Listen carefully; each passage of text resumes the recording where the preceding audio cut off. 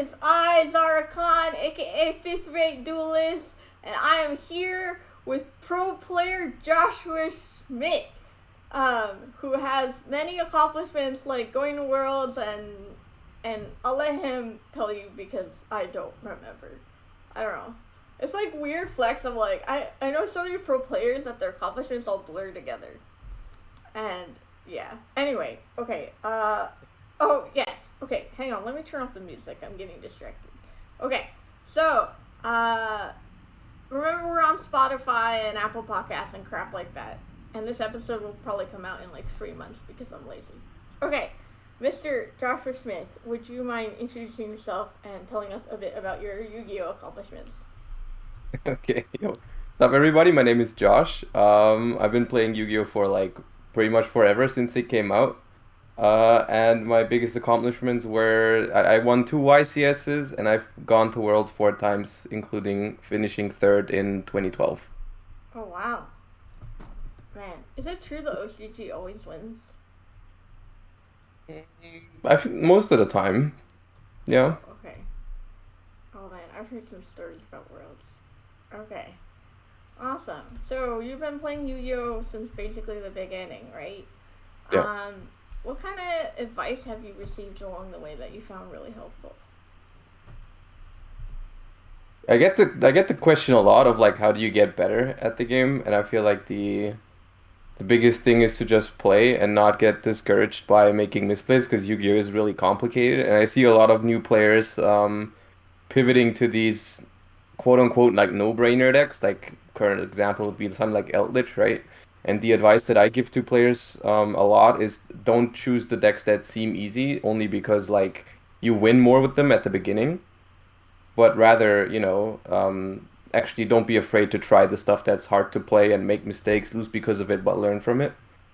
Is the first advice I always give to people when they start learning the game. Okay, I like that. Yeah, I would say that's like what happened with me because I would play. Well, I was also broke, so I would play like really bad decks. Like I played Gravekeepers in 2019 because like that's just what I had. But to be fair, I came It was after like 8 years late. so I did take an 8 year break, but then I played with Gravekeepers because I couldn't afford anything better. And then I played Broke Ass Salomon Great, and it was too hard for me. And then I moved on to Broke Ash Dolls. But I I mean, bought budget it. reasons are fine.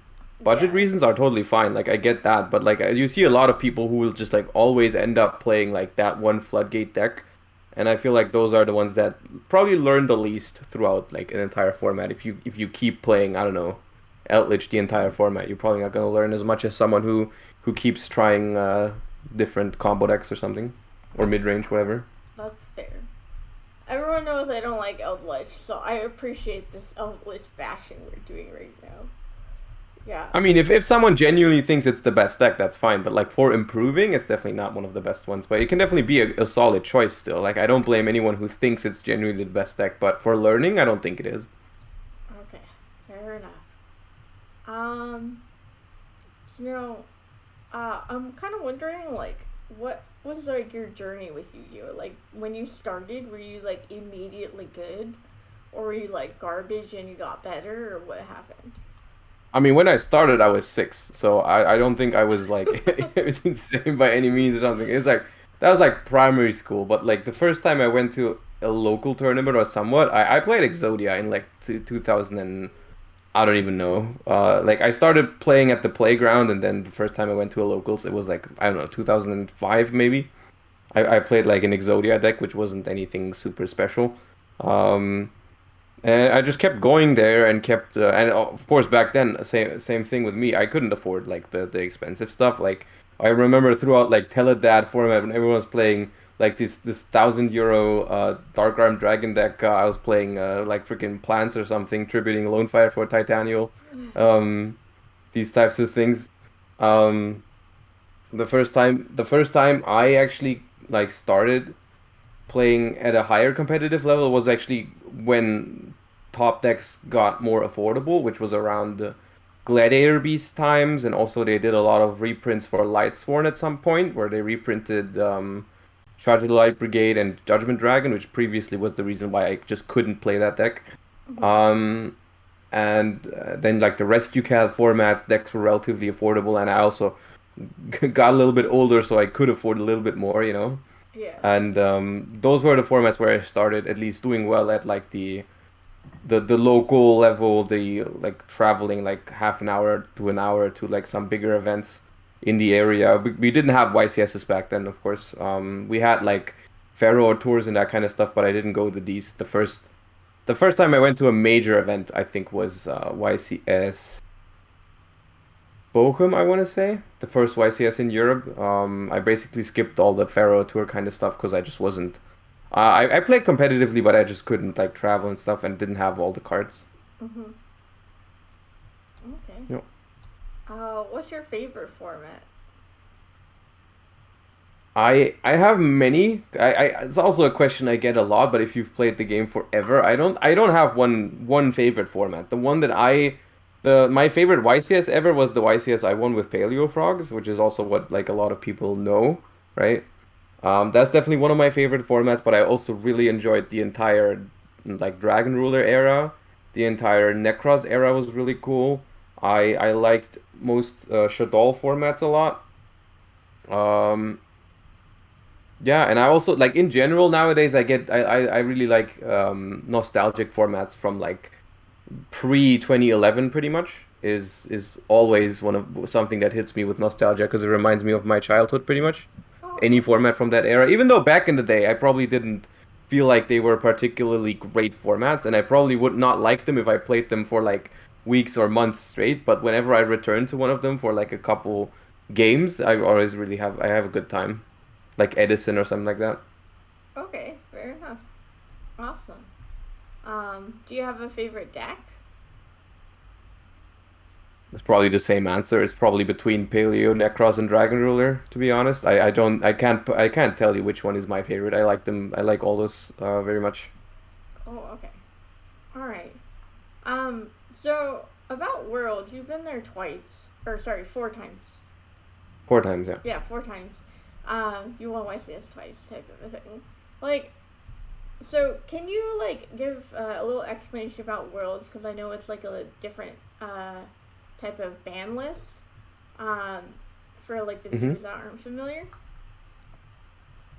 Yeah, so the way it works, because like it's always very different because the OCG and the TCG are very different formats, and they have to find some way of combining them. And so what they do is we have different card pools because the OCG is a couple months ahead, and they have a couple of exclusives cards, just as we have some world premiere cards that they don't have.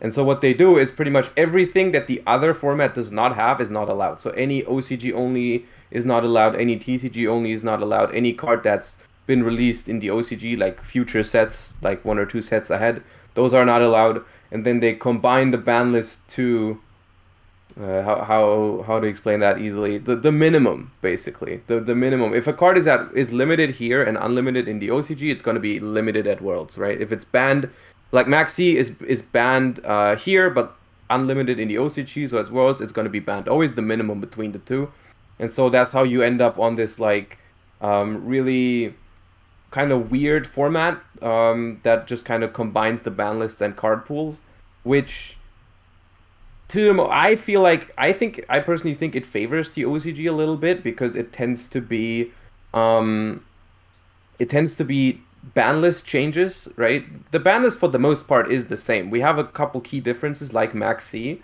but for example, the last World Championship that I went to, which was 2019, was the one where Salamangreat won, right? Which where if I remember correctly, we in the TCG still had like full power Salamangreat, and the OCG already had played the format with like one Gazelle for a while because that's the change they got for the OCG, Mm-hmm. and so they kind of already knew how the deck was going to play out with one Gazelle, whereas we TCG players still had to figure out, is the deck still good, and so on and so forth. The same went for Orcus because Harp Horror was banned, and I remember spending a lot of time testing if Orcus was still a thing without Harp Horror for Worlds in 2019, whereas they had played a format without Harp Horror for a while, and they probably knew they didn't have to invest time into it. Which is why, like, I mean, the time you have to prepare for Worlds is limited because you have like a month after you know you qualified, or like a month and a half. So losing that time to figure out, is Orcus still a thing without a harp, um, is valuable time that you lose that they don't have to spend because they spent the last couple of months playing the format without harp already because that ban list change had already happened for them a while ago. But yeah. Mhm. So then, how do you like actually like prepare for a limited format like Worlds? You just like look at what's worked in the OCG and try that out, or like what? How does that work? It is something. It's really hard because you basically have to. It's this whole different format that basically no one really cares about except for 27 players in the world, right? That go to Worlds. So it's really hard to find someone else who's as dedicated as you are, unless you're like teaming up with other Worlds participants, which is always something you want to do some preparation with the other players, right? But because you just can't find testing partners otherwise that are, like I said, as dedicated as you are. Um, so I tend to look for like one or two other participants to talk with, to test with, and then the rest is just like you have this whole there's a whole array of decks you have to take into consideration because the way the ban list works is like because it takes the minimum from both ban lists, it eliminates a lot of the top decks usually. Like because the top decks that we currently have, they probably have been hit in the OCG already, so some of them might not be playable anymore, and so you have to see like, okay, if the current top decks are weaker, maybe any other random current tier 2 deck suddenly becomes better than them, and so you have to take into account a lot of things. And very often, like in some years that I went, I was happy with the preparation that I did. In some years I wasn't. Like looking back, I felt like I could have played a better deck or whatever. But it's like it's really hard with the limited time you have. So yeah, I mean you just have to do a lot of testing with a limited amount of time and a limited amount of people that are willing to talk strategy with you, simply because it's only like a couple other people that qualified. Okay. Is it like a weird like competition type of thing? Because like you want to keep your secrets, but like you might play against the other people.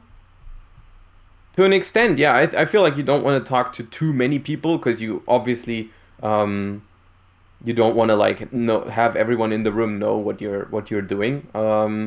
But I feel like if you're like it's very valuable to have, like I said, one or two or three other participants testing with you, simply because those are the only ones basically willing to put the same amount of effort, the same amount of like thinking, the same amount of testing into that tournament as you are, because anyone else is just like not as invested into the format. So I think it's really valuable to at least pair up with one or two of them. Okay, that's fair. All right. Is there like when you got third place right at Worlds? Is there any changes you would have made to your deck?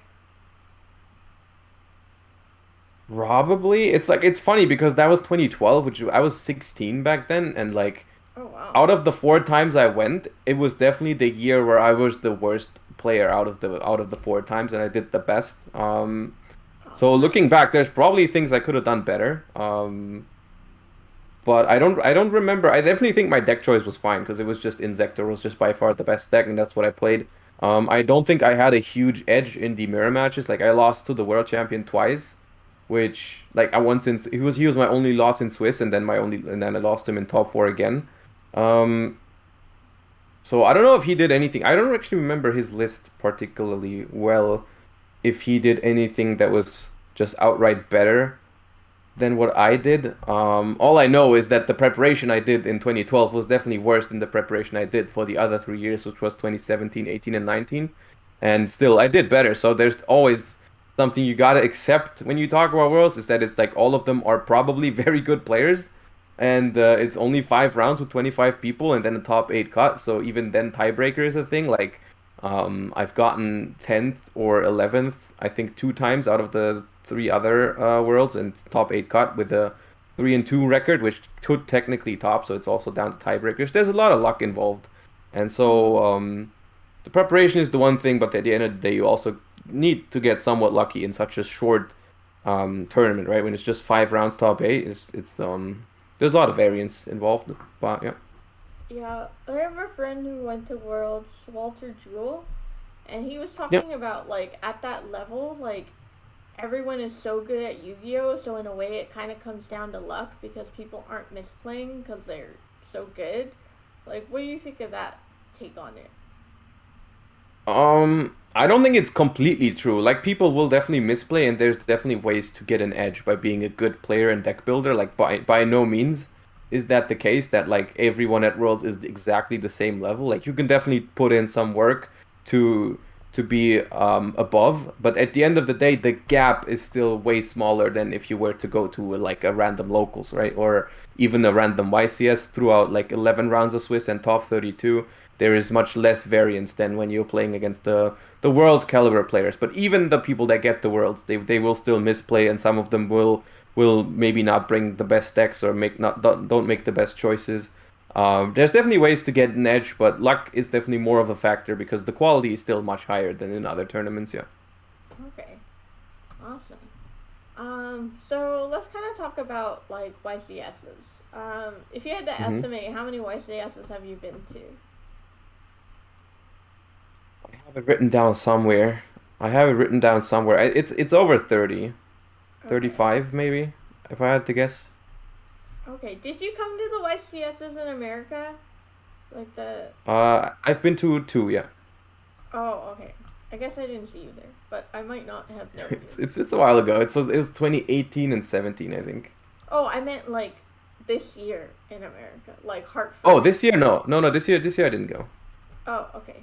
Yeah. So my first YCS was the one in North Carolina, um, type of a thing. But it Was was that this like, year? yeah, it was this year.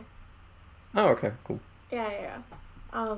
But like for me, like YCSs are really difficult because like when I get like hungry and tired, and like they have hmm weird rules about like food and water, and then two, um, like I get tilted like when hmm something happens because a lot of times I have Yeah. opponents that are like assholes, or like I lost a judge call where I was like I had game on board, and it was like a he said she said situation, but like my opponent I guess was the better imposter, and so he hmm won the judge call, and like it just like ruined me because I was like 4-0 or something, and then I lost the next three, and I was just like I dropped. I was so angry and I couldn't get over it.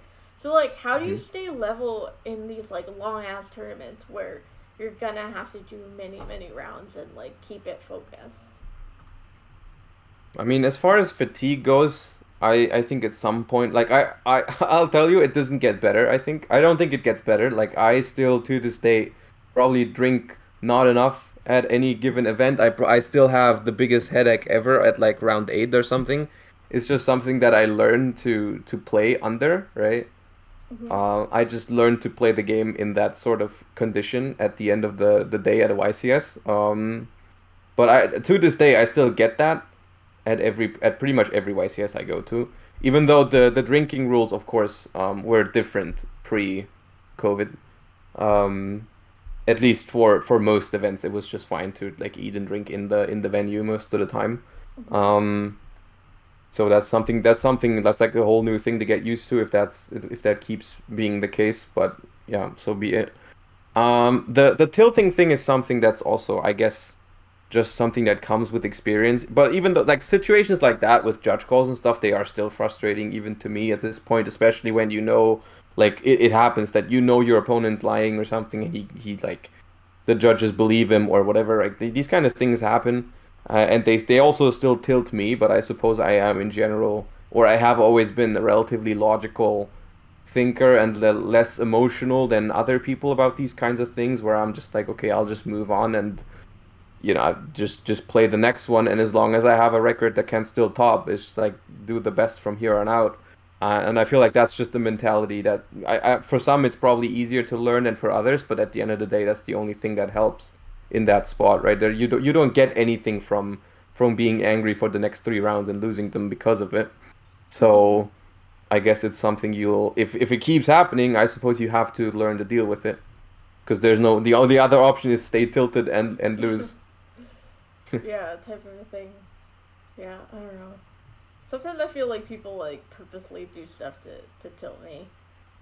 Like last night, um, at the locals I went to. But anyway, um, Do you have any kind of suggestions for preparing for YCS? Mm, I mean, it's the standard stuff. Like, look at the format. I like identify what's the best deck for you to play, and get used to it. Like, I think practice is the most important thing, and I also think that it's very underrated to also play with the decks that are not your choice. Like, even if you know you're not gonna play, for example, Flunder, it's always important to understand how a deck works and play it just a couple games with it just to understand much better like where to hand trap it, for example. Like a lot of times when you play a deck, you have a much different perspective when you play against it.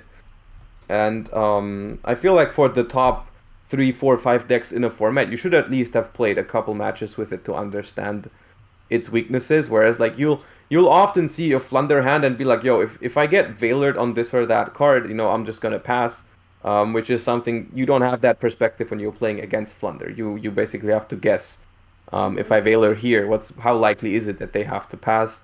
And you develop a much better understanding of especially where to use hand traps, which is like the biggest thing nowadays in terms of interaction, I feel like. Mm-hmm. And Yeah. then in general, it's very good with your own deck. You should definitely play as much as possible before a YCS because any situation you're being put into is it's always good if you've encountered it before. It's never amazing if you're encountering that situation the first time at a tournament because you have to, make up the solution on the fly as opposed to if you've seen it before, maybe what conclusion you came to last time Okay. in Yeah, that that makes same sense. spot. Yeah. They're trying other decks, at least like a little bit, so you're familiar with them, and practicing as much as possible. Sounds like a good idea Yeah. for sure. Yeah, because I don't know. I I want to, my goal is, at least to make it to day two at some point. I think that's achievable for me. Mm-hmm. It's just a matter of, the fatigue, the hunger, the tilting and stuff like that. Um, but that's why, for this format, as soon as Nax was over, I started practicing for this format and learning the cards and everything like that. And I don't have Mm-hmm. good handle on tier limit, um, but I want to highlight the videos that you've been putting out on YouTube because Mm-hmm. those are probably the highest quality advice videos I've freaking seen. They're so good. It's just Thank you. it's I feel like sometimes people want to kind of hoard their knowledge because it's oh, I'm a pro player, I want to do well. But the fact that you're giving out these secrets on YouTube is pretty miraculous to me. So I appreciate it. It's so good. So Welcome. anyway, check him out on YouTube. What's your YouTube? Joshua Schmidt? Yeah, just Joshua Schmidt. Okay, that's fair enough. Yeah, definitely. Let's see. So, how are you kind of balancing being competitive and making content? Is that difficult to do, or do they help each other, or what's going on there? I mean, I just started that whole content creation thing a couple months ago, so I haven't been doing the two things side by side as much yet. Mm-hmm. I mean, the one way it helps is that I do get a lot of practice if I stream. If I mean, I'm currently trying to make this somewhat of a full-time thing. And if that were to happen, and if that were to work out, I guess I just have more time to actually play the game, which in terms of just practice and knowing what's going on in the format and everything is going to be a good thing. Of course, I have to balance it out with somewhat like the testing or the playing I do on stream is not the same as like dedicated play testing with like good testing partners, whatever. And of course, I can't every single time publish the stuff that I'm playing at a major tournament like on my stream. I don't think that'd be a very good thing to do if I always publish my current ideal deck list before a big tournament. Yeah, yeah. So I kind of just keep it as like I give people my honest opinions if they ask me about things, but I just decide not to share exactly what I'm going to play. It's been working out fine so far. Like I feel like I can give people solid advice without telling them, I think this is by far the best pick and you should put this tech card in for sure. I can still be like helpful or like give good insight on certain things without providing too much info on what I'm going to play. Um, so it's been working out. It's been working out. It's just like I get some more. I stay in contact with the format. And still need to do, of course, some outside testing and practice outside of streaming times. But yeah, it is what I mean. That's always been the case. Okay. Yeah, I can see that being like a weird dynamic. Like Cody has talked about that too. About like how does he stream, but like he talks to a lot of high level players and he can't really reveal what's going on. Yeah. So in a way, it's like that's difficult for him. So makes I mean, sense. I just tell people when they ask me questions like, what deck do you play at the YCS? I'm like, I'm not gonna tell you that, but I can tell you that I like this deck. I like these couple decks. I think are all solid choices. I think that deck's not a solid choice or whatever. Like I can say these things without telling them what I play, and usually people just understand that, and we move on. Okay. Okay. Yeah, makes sense. Um, Kind of like one thing that a lot of most of the people who watch me are casual, but I have a lot of people who are like at the level where they can like, do well at locals, like Hmm. consistently, but it's like, how do they kind of take the step from being like a local winning player to like doing well at like regionals and larger tournaments and stuff like that? Is there like anything in particular that's different than we talked about? I think the biggest thing in that sense is just like the time you're willing or are able to put into the game. Because I feel like if you are willing to improve and you put enough time and effort in, I think you will. Like I have seen for some people that are like smarter than others, it's gonna be faster, right? But like everyone who genuinely wants to improve and like does the right things in terms of like reflect on, there's a lot of people that need to learn a lot about reflecting because a lot of people um think they lost because of luck when it wasn't luck, and then there's also the other side of the coin where people blame it on themselves too much and get tilted by things that shouldn't tilt them because they couldn't have done anything about them, right? So that's Mm-hmm. also something you gotta learn on to reflect both of those things correctly, right? You gotta identify situations that you can learn from and do something better the next time. And you gotta also identify situations correctly where it just wasn't something you could have changed because it's a card game. At the end of the day, you can't win every single game. You're not meant to win every single game, and sometimes it's just fine to lose. And identifying these two scenarios correctly and learning from those is very key to improving. And I feel like people that do that and put in enough time and effort, they will always end up improving and doing well at bigger events eventually. Okay, yeah, that's fair. Yeah. I've definitely like was at the point like Drytron format, not like when Drytron first came out, but after Diviner and Fafnir, I picked up Drytron, and it was my first like combo deck type of a thing, and so I Hmm. did pretty terribly with it. And then I went to Gamer's Choice in New York, and it was a 6 hour flight, and all I did was practice Drytron combos and like practice getting Hmm. hand trap and getting drolled and playing through it and stuff like that. And then in the 180 man tournament, I ended up getting second place, which was like the first like accomplishment I had in Yugioh, which was like really really cool. And then I Hmm. was like winning at the locals level like pretty frequently, but then YCS comes and then I just do terribly in both of them, and then Nats I did not super great as well. So it's just a matter of kind of like taking like thinking of like a big tournament like a local, so I don't have that anxiety and fear. But it's just difficult. But to be fair, I Hmm. haven't done many big tournaments, so that's where I am.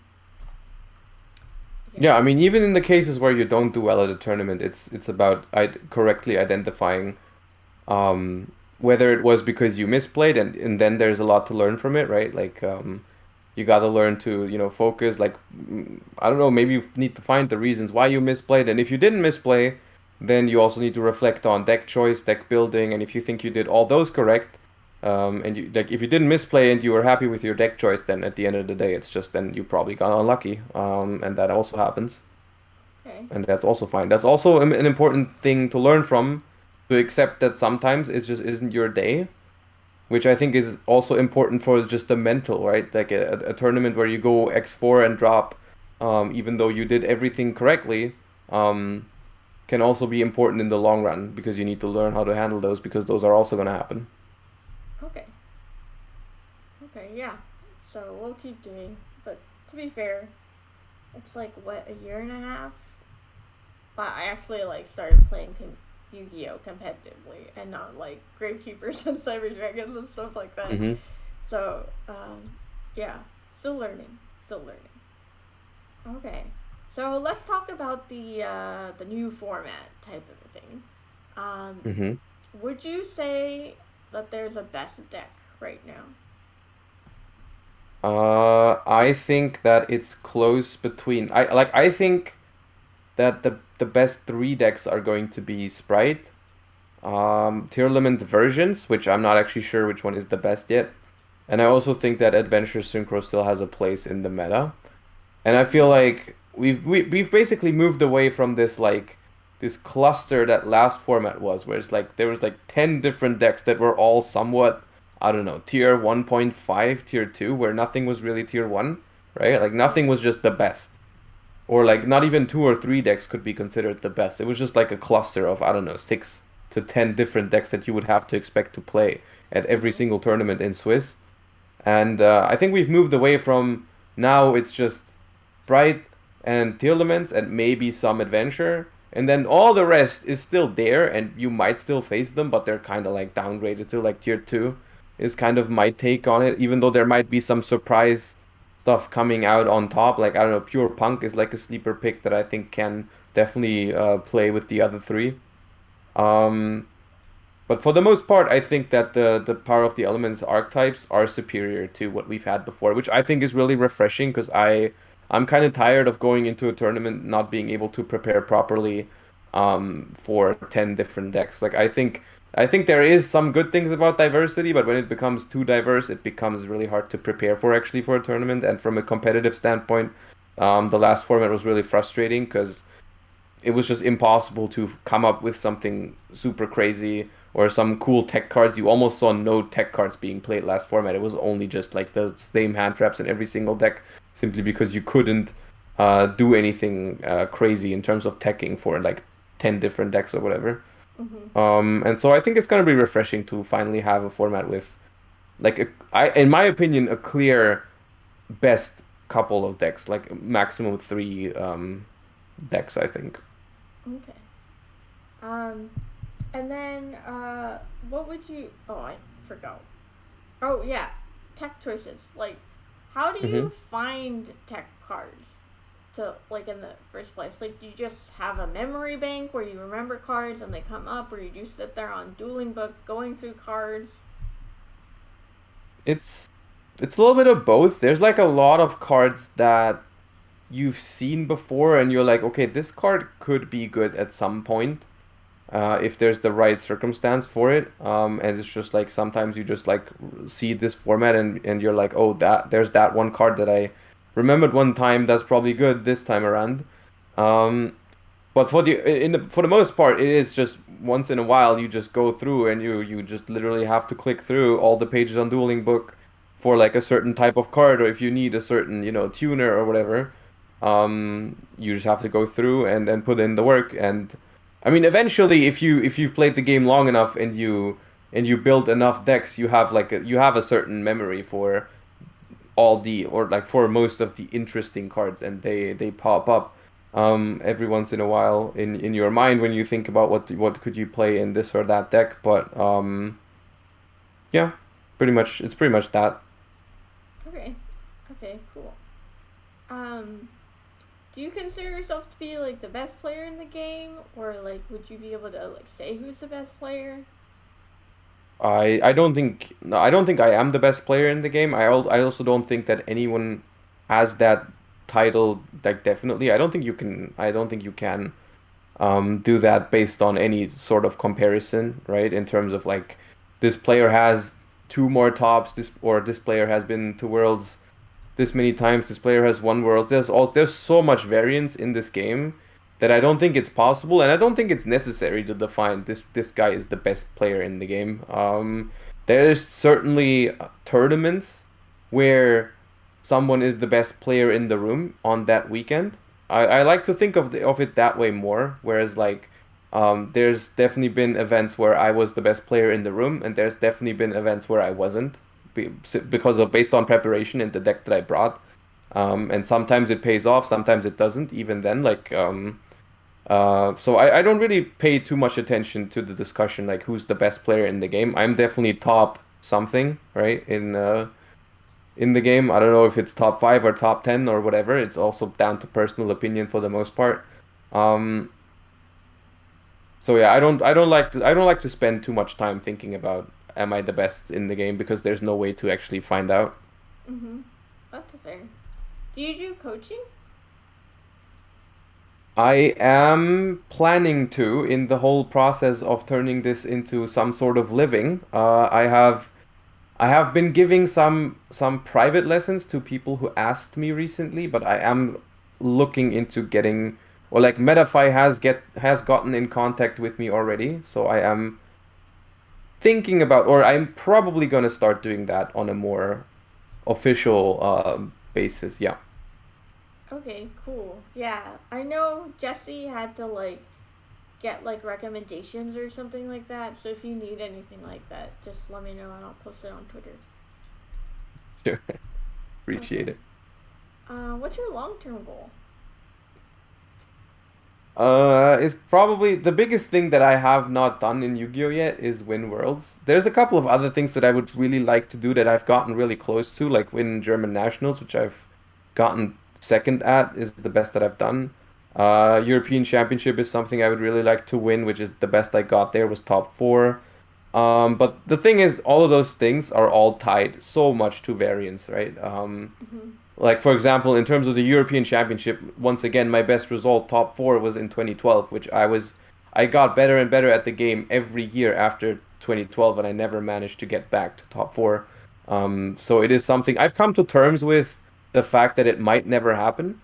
Mhm. But as long as I'm playing the game, my main goal will definitely be to win those types of events that I haven't won yet. The biggest deal for me would obviously be winning worlds, but yeah. Okay. Awesome. Do you want to open up your own card shop one day? Make your own locals? No, I've always looked at like buying and selling was never really part of playing the game for me. I've never been much of like a vendor myself. I used to not have much cards most of the time. I do have some cards now, but only what I need for myself. Mhm. So that's never really been my passion, even though a lot of people are making very good money with it. I don't think and at that point it's not really part of the hobby anymore for me because I also see a lot of people who become vendors and then are not able to play anymore, which is like that's probably the least thing I want to do. Yeah, yeah. Um, as far as hosting a locals, I could imagine that being a cool thing, like supporting the community in a way where you offer tournaments in like an area maybe where there isn't as much happening right now. But it's not something that's on my like closer like on my agenda over the next couple years. Probably not, but yeah. Okay. That's fair.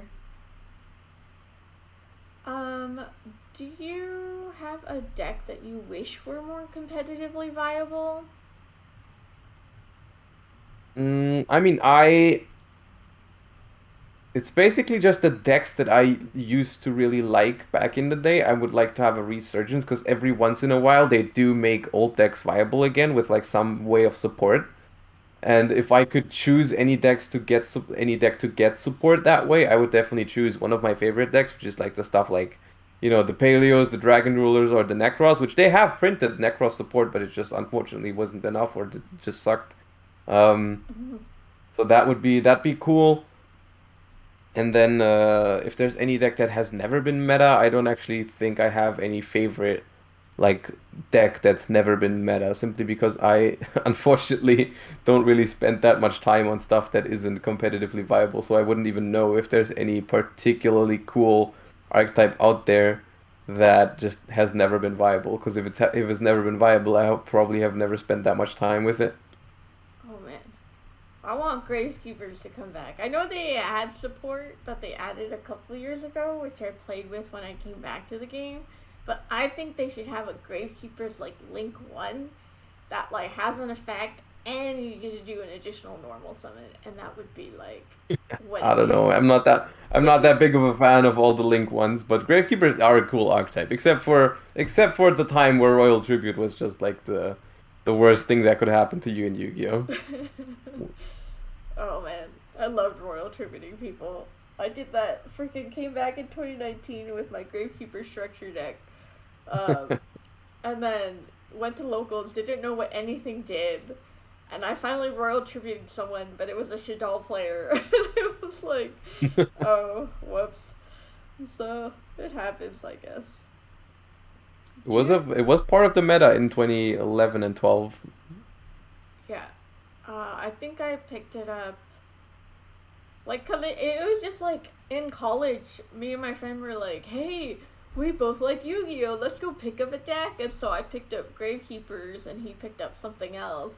And then Hmm. I found it 5 years later and I was like, hey, I want to play. And I took it to the locals. And then, yeah, it was a short couple months where I played. And then I was like, this is too expensive. I can't afford it. And it's too hard. And then I just put it aside. But I don't know. Do you like the anime? Did you like grow up on the anime? I liked the first couple seasons. Yeah, I rewatched them like a couple years ago once more and actually found it quite enjoyable and Mm-hmm. like nostalgic. The newer version ones I've heard aren't bad, but I've never really like I think after GX, I'm not really familiar with much. Yeah, But up until GX, I enjoyed it and I also enjoyed rewatching it for the nostalgia. Like, yeah, I enjoy it. that's good. Yeah, I like the anime. That's why I would play. That's another thing is that, like, when I was first started playing, I would talk like the characters in the show. I'd be like, I summoned Gravekeepers for Grave. And then You watch the newer ones too? I watched a little bit of Reigns. Um, Hmm. Reigns is funny because like they actually show competitive decks, and like the duels are like interesting because it's like a real like it's like something you would have in a locals or something. Um, but the thing is Okay. that like the turns take so long, so one episode will be like 2 turns. And then you have to go to the next episode, and it's like two more turns. And it was like, Like the Dragon Ball problem. yeah. Well, I never Okay. watched Dragon Ball, but it sounds like it. No, it's just because the fights in Dragon Ball are like super long. It's just like they just talk to each other for an entire episode before they actually do anything, and they're like, Yeah, but yeah, I don't watch anime so much anymore because like it like bothers me when like the cards do the things that they're not supposed to do, and like I'm like that's not how it works, and oh, when they like have different effects. yeah, or like I Mm. don't know, like there was this duel between Yugi when he first faced Slifer against that guy with the piercings, like Hmm. the mime, and so like his solution was to like get brain control and then like keep sacrificing revival jam and like then he decked out the guy's opponents because every time something happened a monster was special summoned from the graveyard he had to draw some cards and then I was like that's amazing. I was so blown away. And then now I'm like, wait a second. Like if he tributes the monster, it's gonna go to the opponent's graveyard. He's not gonna get it back. And yeah, Yeah. yeah, good time. All right. So do you have any questions or anything else you wanted to talk about? Anything like that? I am relatively unprepared. I haven't been following the what's going on in the last couple weeks because I've been very busy with moving and stuff like that. So I didn't really come prepared. So I off the top of my head, no, I don't have much Okay, that's totally fine. Yes, I have a 3v3 to go to, which I will be streaming later. But today. yeah, yeah, for And you're some bringing reason tier limits? I am. I'm not ready though. Oh, another thing, I said we would duel. We can't duel today because one, I have to go to 3v3, and two, I'm not ready. So I don't want to like have like a bad duel where I just Okay, like, no worries. What kind of version are you bringing? oh my god, will you talk about this whole thing? I'm playing Punk, but I'm not sure if Punk is better than Branded. I kind of feel like Branded is better. It's just I've only been playing Punk. Or not Mm-hmm. only been playing Punk. I played both. But, like, I've been playing Punk more, so I don't want to go to the tournament and, like, go with a deck I'm less prepared with. Unless you tell Mm-hmm. me Branded's better, in which case I will switch the cards out right now and I will go to that No, tournament. I don't. I think you're good. I think I've been actually between punk tier elements and pure tier elements. Like with I don't love the branded package, even though it does have a lot of synergy at first glance. But the reason I didn't like it as much is because simply opening branded fusion doesn't do as much unless you have like a lot of other combo pieces in hand. And also, I was not a fan of the restriction because I think cards like Redoer and Dweller actually are super amazing in tier limit that I feel like skipping on them Mm-hmm. for the branded package is not great considering you can also have different engines. Like I really like the in pure tier limits, I really like the things you can do with stuff like King of the Swamp, which I thought was very cool. But I also think the punk version is just very strong because just like teleport does everything you want in the game. So you can never really go wrong with putting teleport into any deck. I feel like at this point. Mm-hmm. Um, so yeah, if you're between branded tier element and punk tier element, I would go punk tier element. Yeah. Okay, sweet. Alright. Yeah, the good thing about the 3v3 is I can ask my teammates for help. And we have our team is tier limits. That's me. Luis is playing Exorcister, and then hmm Kyle is playing Sprite.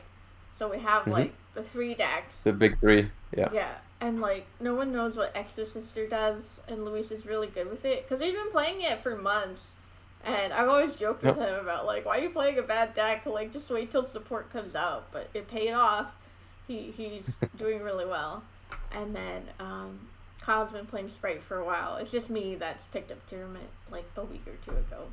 So I'm a little sad for Exo Sisters because I think the deck is cool, and I think if it didn't come out just at the same time of Sprite and Tier Limit, it would actually have been like a good contender, like past formats.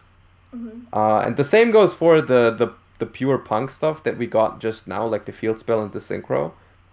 They would have actually made the pure punk deck something similar to what Pack played at Nationals, just like even better. hmm So if we had those two, like Exo Sister and Punk earlier, maybe they could have shaken up the format a little bit. But now that they came out with Sprite and Tearlament, I don't know if they're gonna have as big of an impact as they could have had like a couple months ago. But Okay. still cool decks. Do you have any advice for playing Tier Limit?